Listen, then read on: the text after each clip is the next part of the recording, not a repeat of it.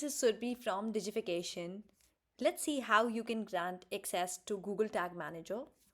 Suppose I have created a GTM account through my email address and I want to add even more user or admin to the same account. With one GTM account, you can create multiple accounts. So I've created it for one website and I want to share the access. Here on your Google Tag Manager workspace, you'll find admin. Click on admin tab. Click on user management.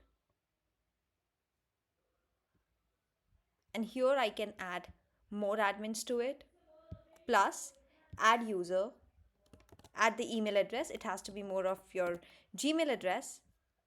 And simply, now I want to give admin access and then invite.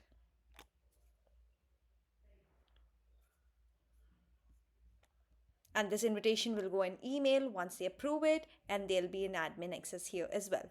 So you can add more people here, you can add more users.